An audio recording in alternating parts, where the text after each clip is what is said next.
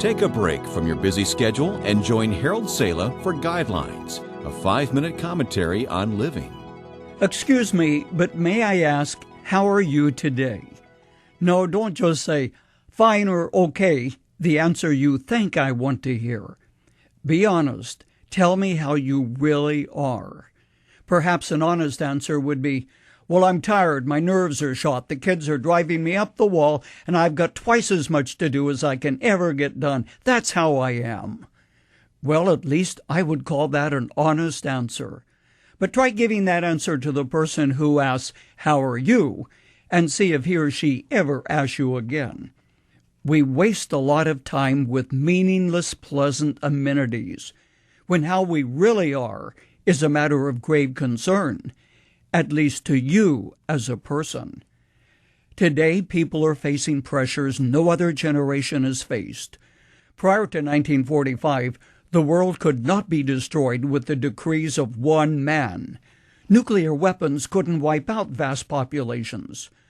Caught in the middle of it are thousands and thousands of ordinary men and women, people in every city on the face of the earth who find it hard to just live with it.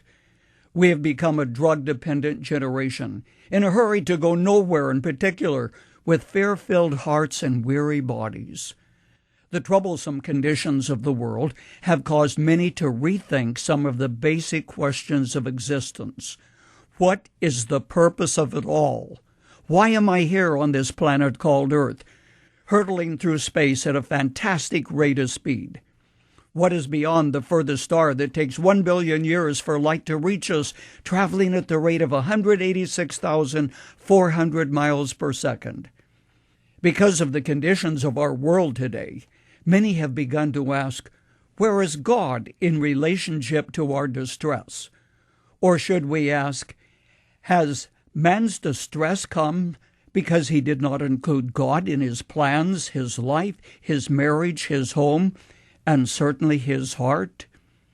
The historian H.G. Wells looked at life from the perspective of one who has an overview of history.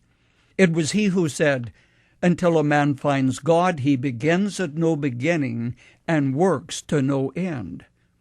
Some try to push God out of their lives and even the universe. They end up with hedonism, questions, and emptiness. Augustine in the 5th century said, Thou hast made us for thyself, O God, and our heart is restless until it finds itself in thee. To some, religion is a crutch, a philosophical assumption upon which weak people lean. To you who are skeptics, may I share a few thoughts from my heart? I've learned that faith is not a blind leap in the dark. Rather, it is a step toward the light. Faith is the most reasonable thing in the world. It is based upon the revelation of God to humankind.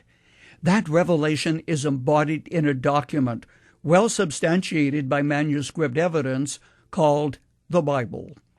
History further substantiates my faith, for it is in perfect accord with the statements of Scripture. Psychology affirms my faith, for it tells me that man's nature remains unchanged apart from God. Scripture says the same thing. My newspaper further affirms my faith, for the events in the Middle East today, as well as the general trend of world events, confirm prophetic statements made hundreds of years ago. It would have been a cruel hoax for God to create humankind and to leave us unless he had a will and a purpose.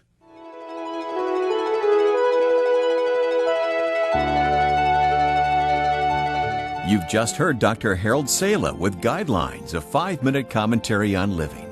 If you would like to listen to the program again, download a copy, subscribe to our e-commentary, or view other resources, visit guidelines.org. We would like to hear from you, too. You can email us at info@guidelines.org. That's info@guidelines.org. Thanks for listening, and we invite you to join us again for the next edition of Guidelines.